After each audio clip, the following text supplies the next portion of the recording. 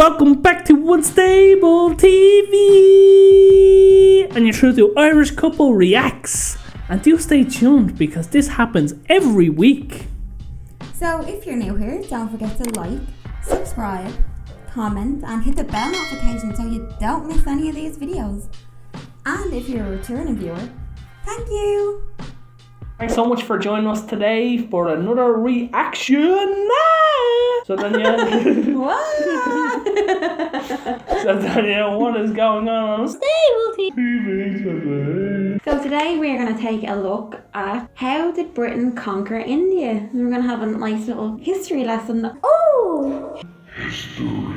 So this was a suggestion from...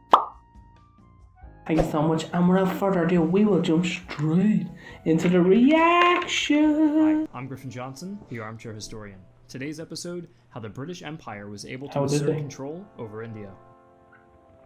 Oh my god, this animation. This is amazing.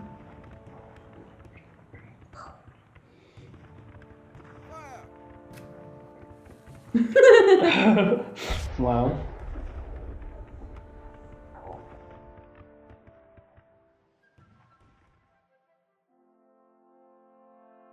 The Indian subcontinent was subjugated by an island more than 20 times smaller in size. This unimaginable conquest of what would become the jewel in the British crown greatly empowered the British Empire. By the middle of the 19th century, British rule led to a new wave of South Asian nationalist movements, the effects to which are still felt to this day. But we're not going to be delving into too much detail about the consequences of British rule. Rather, our goal is to evaluate what actions taken by the British and Indians alike paved the way for British rule in the first place. In order to understand how the British were able to take control of India, we need to go back to New Year's Eve on Well into the reign of Elizabeth I. It was her signature on a royal charter granted to a group of adventure merchants, later known as the East India Company, that would change the destinies of two nations forever. However, at the time, the company's leaders were not yet interested in trading directly with the reigning Indian power of the time. Instead, they focused on competing with the Dutch, French, and Portuguese in the East Indies. But over time, the East India Company, after being driven out of the East Indies, shifted its focus onto the Indian subcontinent.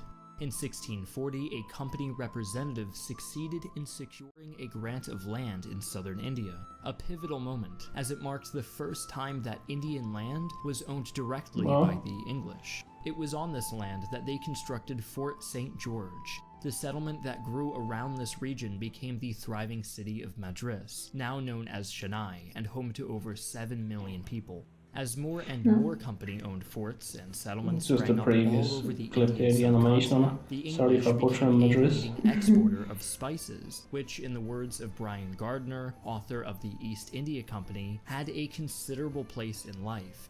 Men were prepared to die in search of them, and many did. No gift was more acceptable, and to be well supplied was a mark of status. Wealth could be measured in spices. We like them spicy. The French, Danish, and the Dutch all became similarly active in Indian affairs from the 17th century onwards, with the Portuguese already established in the region. Joining me now is our good friend History with Hilbert, who will be providing us with some background information on the Mughal Empire. As the 18th century commenced, the Europeans became increasingly involved in Indian affairs. They could afford to, because the Mughal Empire, which once ruled over not just the majority of India, but also parts of modern-day Pakistan, Afghanistan, and Bangladesh, was on the decline in the wake of very costly wars of conquest. The Mughals suffered from repeated invasions by Persians, Afghans, and other Indians. In 1739, the Mughal capital, Delhi, was sacked by the Persian ruler Nader Shah, following the decisive Battle of Kurnool, and in 1748, Nader Shah's protege, the Afghan Ahmed Shah Durrani, also led his armies into Mughal territory, beginning his own invasion. Due to these factors, by the middle of the 18th century, the Mughal Emperor elephants in the figurehead to many new empowered local rulers. If you'd like to check out my video that goes into more detail about the Mughals, then follow the link in the description below. Thanks for joining us again, Hilbert. As the Mughals weakened, the Maratha kingdom in the central west of India was carving out an empire of its own. Despite never eclipsing the Mughal Empire at its height, the Maratha Empire remained as a dominant power in India for another 80 years or so. As all of this was happening, the East India Company began to overshadow its European competitors, devoting substantial profits to raising a private army in an effort to contend with the Maratha Empire and Bengal. By now, the East India Company benefited greatly from the country's imposing navy, which enabled it to ferry more and more men to India than its European competitors. As much as the company's military aided in its growth, it was the laissez-faire policy that won over many local rulers to their side, many of whom benefited financially from their dealings with the company and did not perceive their sovereignty to be at risk. Of all the Europeans who had established themselves in India, the British and French based in the south were now preeminent. But under the daring Robert Clive, the British East India Company's army was able to defeat both the Bengalese and their French allies at the Battle of Plassey during the 7 Years' War, which, by the 1760s, allowed them to assert control over much of the Indian subcontinent unchecked through direct territorial possession or indirect tributary arrangements. To quote Gardner once more, by the Treaty of Paris 1763, the French forts taken by the company were returned to them, some of them having been razed to the ground. But the French never recovered, and only 6 years later, the French East India Company collapsed, although the stations remained in the possession of France. During the British advance into the Indian heartland, it encountered staunch resistance from the Sikh Empire and other Indian states not interested in doing business with the English. The Duke of Wellington, who would later go on to defeat Napoleon, won several victories against these states while aiding his brother Richard Wellesley, who acted as Governor General of India. Consequently, by the turn of the 19th century, the Wellesley brothers had succeeded in leaving behind them the foundations of an empire greater even that of Akbar himself. That's a great use of that Star Wars. As the middle of the 19th century drew closer, an Indian national consciousness began to take form, as company rule resulted in a wider array of social and economic reforms being demanded from increasingly alienated local rulers. These sentiments culminated in the Indian Rebellion of 1857, also known as the Sepoy Mutiny, which was brutally suppressed and concluded with the formal dissolution of the Mughal Empire and the transfer of power from the British East India Company to Britain itself.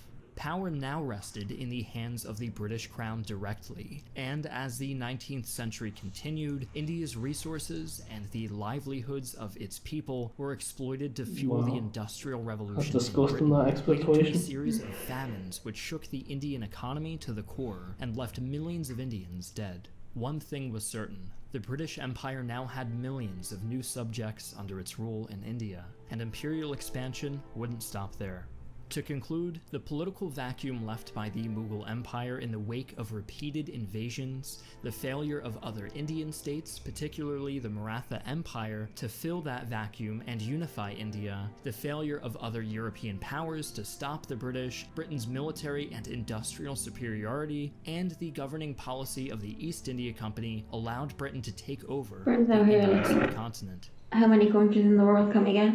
Yeah. So what did you think of that? Yeah, there was a lot of information in that I wasn't aware of. Now, I'm not a big history buff myself, so I like learning about all this stuff because it's nice to know what happened. Well, it's important to know what happened beforehand. And Britain were just like, yeah, let's take over the whole world. And unfortunately, India was one of them that just got destroyed by them. So, what do you think? So first of all, thanks again for the suggestion. Big shout out to the original content creator. Amazing video, well put together. Yeah, so watching that, just on the back of what Danielle was saying there, yeah, England was just out here just taking over the world. You know, it's disgusting to see how they're exploited, but history, you know, as much as we want to know about it, does have ugly truths to it as well as beautiful truths, but that's unfortunately where the history is. We can understand as well, like we did have a lot of people from India commenting in the comment section saying you need to see what was going on through the history, and yeah, we are understanding now the picture you are trying to tell us in the comment section, so we do appreciate that again for suggesting us to let us know what was going on. But obviously we still have a lot more to learn. If there's anything at all anyone would like to expand on this, if you're Indian yourself, in the comment section, how historically accurate is this to what you are taught in school or what you are educated on? Because that is going to be very different, because there's always three sides to every story. So there's going to be the UK side,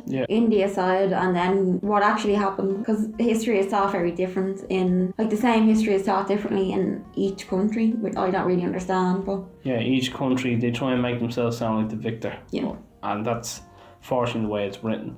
But again, we always want to know each side, and we want to know what's going on, because that's kind of the purpose of this, to educate ourselves further. And if we can share it with everyone in the process, sharing is caring, after all. So that's our 2 cents on the matter. Again, very informative video. So we'll leave you all with that, and we'll check ourselves out of this. So as always, you are the beautiful people of YouTube, and we have been Unstable TV. So drop a comment below and let us know what you thought of this reaction video. And if you have any suggestions for us to do, let us know too. And as always, we will see you in the